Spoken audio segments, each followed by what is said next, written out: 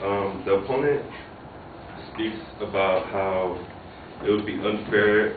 It's unfair as of right now because the girls get pressured that they shouldn't play sports because they're gonna feel like they're nerdy or whatever. But how relevant is that to the context of what is considered good education? And does that mean that we should go through a huge systematic turnover to assist girls to play some sports? They argue that this would be the fair direction to go, but they never consider like the backside of the story about the majority of people that are not the girls that want to play sports. What about the people that are just going to school? Like, do they have to go through this huge change because we're trying to assist a small minority just to play sports? And they also talk about how gender is in coeducational systems, girls are stereotyped to take certain classes, more like English, history, and none of the physical sciences. But it doesn't change, and it's the same case in single-sex education, because in one of the 12 schools that I mentioned earlier, students receive mixed messages about gender. While both were told women could do anything they want, girls were made aware of restrictions on their behavior reinforced through expectations about clothing and appearance. Boys were led to assume that men are primary wage earners, that they should be strong and take care of their wives who are emotionally weaker.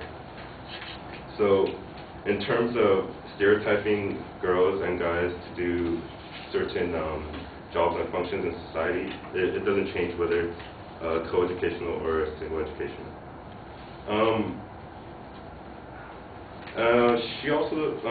The opponent also talks about how boys mature earlier, and that since girls mature faster, the boys are going to bring the speed of education down.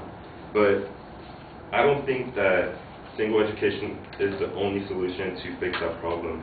I mean, here,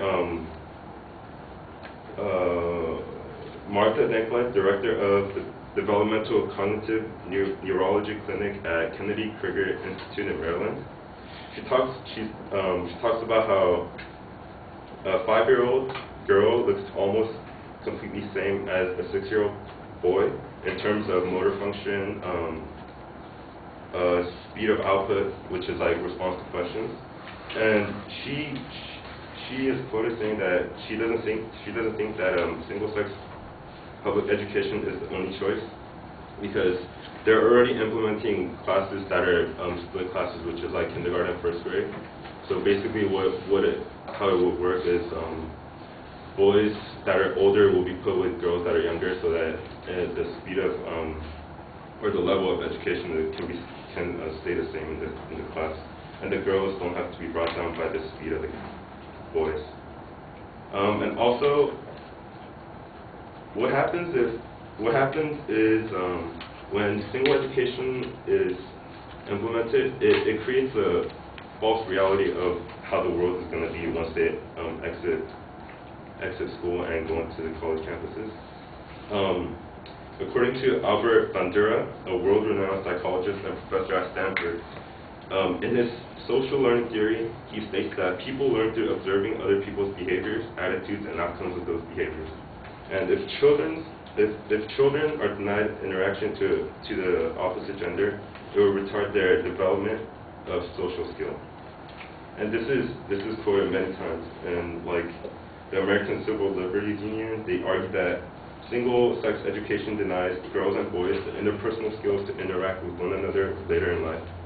To these groups, this type of education is a mechanism for reinforcing persistent gender stereotypes.